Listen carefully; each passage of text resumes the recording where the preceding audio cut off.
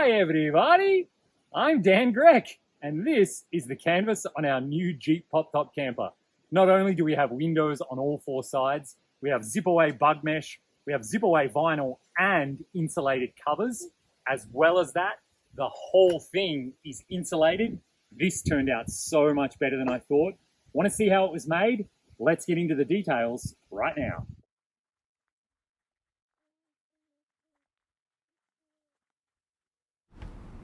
Check it out, I am currently inside a camper on the back of a pickup truck, and look how much light is coming in. These windows in this camper are utterly insane. Wouldn't it be cool if I could have them in my Jeep camper? Yeah, that's why I'm here. So I'm in Denver, Colorado, and I'm at Supertramp Campers, and they build this. They've made about 115 of them now. This is their Flagship LT camper. And we'll walk around in a minute and I'll show you some of the features that I love about it.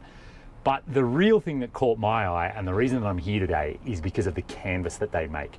So I've just been talking to Keith and Kelsey. They own the company, and I've been hanging out with their whole sewing team. They basically spent a long time iterating and learning lessons. They learn lessons about the slope here to keep rain out, about the outside rain gutter, about the size of zips you need to use, about the type of clear plastic, about the type of bug mesh. All of this has been iterated on and improved upon time after time. As well as that, this is insulated canvas. So what you're looking at there is a layer of waterproof fabric, then inside that is a layer of 3M Insulate, and then on the outside is another layer of waterproof canvas. So this is quite well insulated, as well as the roll-up screen that comes up is also insulated, so when you zip it up and close it, you're retaining as much heat as you possibly can. So basically I got chatting to Keith and Kelsey over the years at Overland Expo, and the more we talked, the more I said, guys, I really would love it if you could make the canvas for my camper. They don't love doing custom work. It slows them down. They're really busy making their campers. They're now working on an even bigger, more amazing camper. But I convinced them somehow, and so right now the team are actually sewing up my canvas. And so in today's episode, I'll show you what goes into all of the details to make canvas for a pop-up like this. And let me tell you already, I can tell the devil is in the details. Could I have made this myself? Maybe. Would it leak? Yes. Would the zips jam around the corners? Yes. So instead, I'm just getting the experts to make it. I'm running out of time. I need to get the Jeep in a container. Let's look what goes into the canvas on a camper like this. There is a lot to learn here. So after taking some detailed measurements of the camper, the sewing team at Supertramp got straight to work. And let me tell you, they were not messing around. This is a rapid production line and they know what they're doing. Here you can see the 3M Insulate between the layers of canvas, and they're laying out each wall to be made separately. All four will be made and then stuck onto the Jeep later and stuck together with Velcro. I really wanted a good look at the insulation, so here's another view. Canvas, 3M Insulate, and then canvas again. The entire thing is made like this. After a lot of discussion back and forward with the team, we decided that the windows on the two sides would be an exact duplicate of Supertramp's normal windows. They already have the templates, they already have the expertise, and they know these windows work perfectly well. They're exactly the right size for what I need, and we decided to put them down quite low. You'll see why a little bit later on. It worked out perfectly. I can sew things together in a straight line with a sewing machine, but it was really cool to watch professionals at work and see the attention to detail and the little tricks and tips that made it come together so well.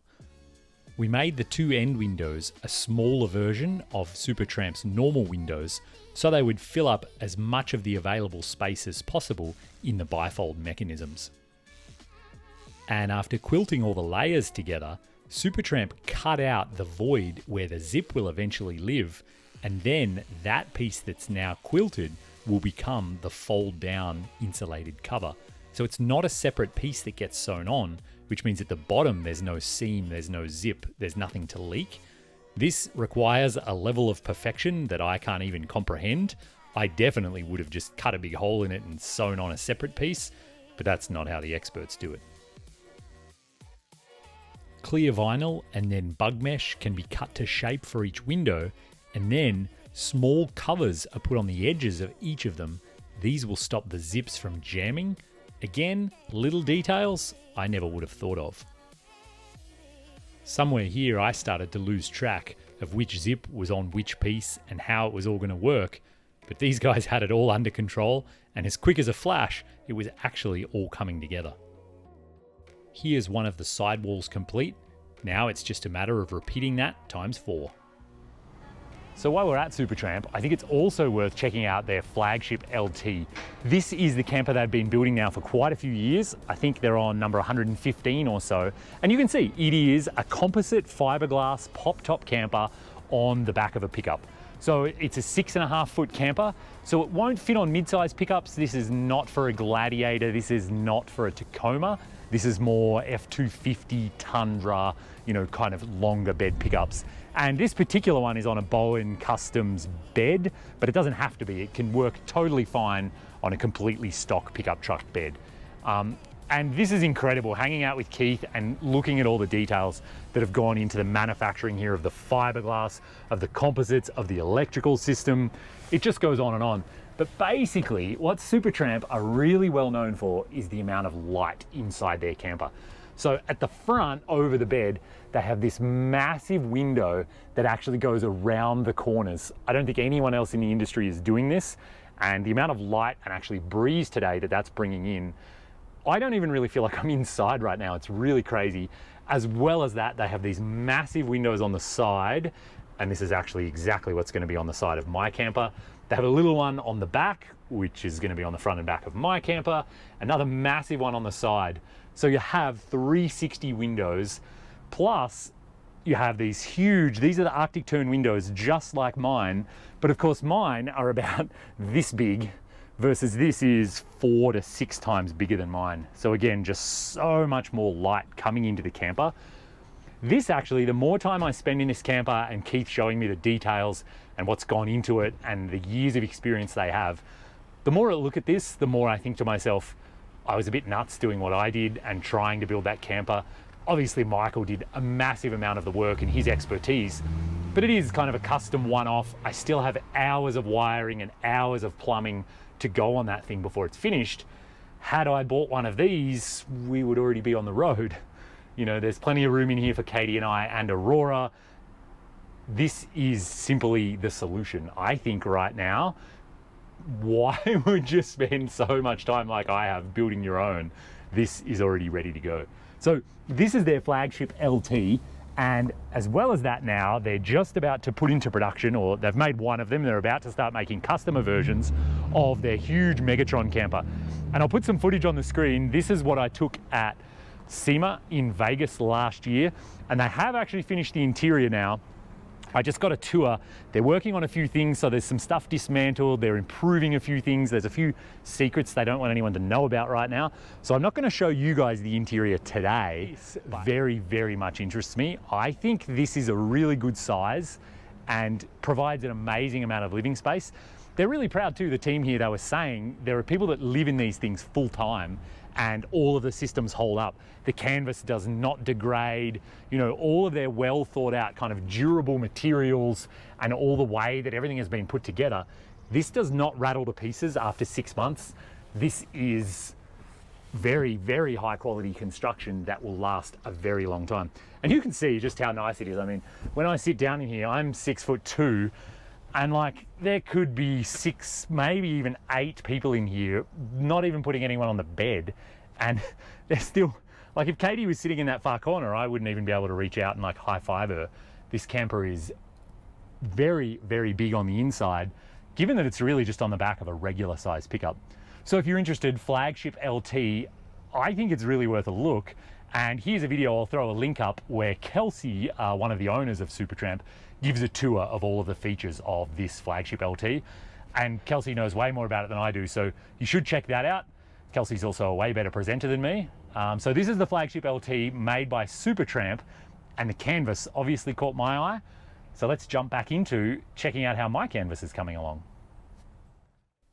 With all 4 panels now complete, heavy-duty industrial Velcro is attached to the ends of each one. That way they can all be joined together when they're up on the camper.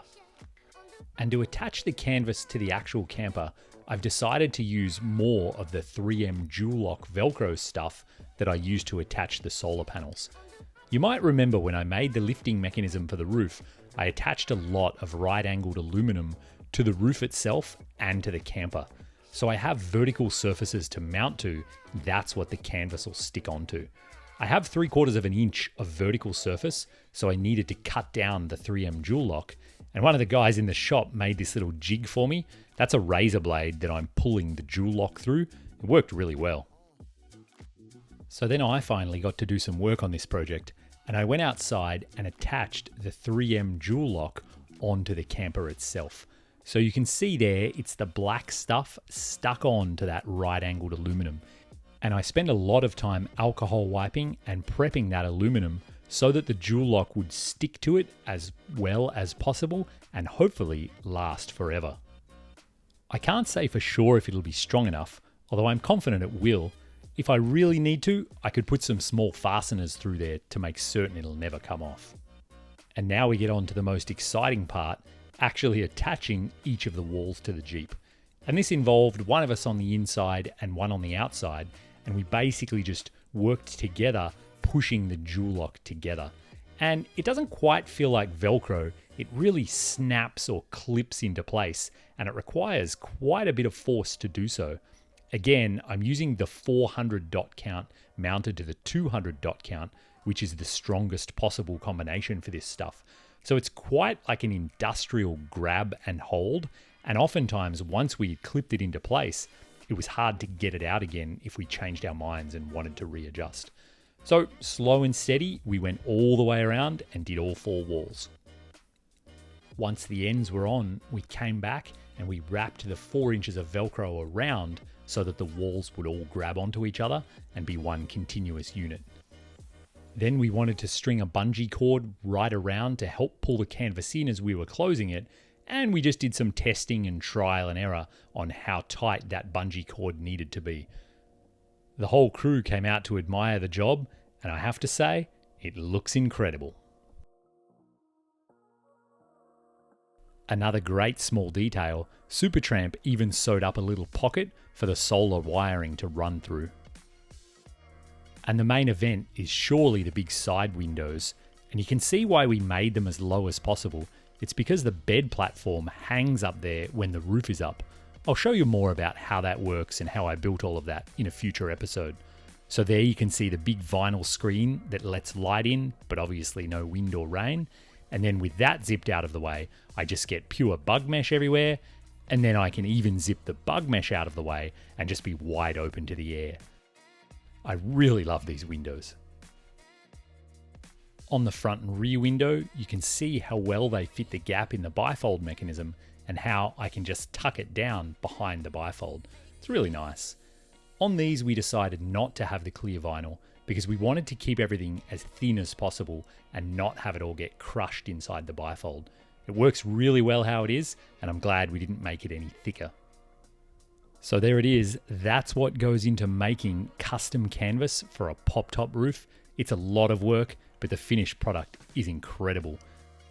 Thanks for watching. If you've got any questions or comments, leave them down below and be sure to subscribe. I've got a few big jobs remaining before I load this into a container and ship it to a new part of the world. Have fun out there, and maybe I'll bump into you on the road.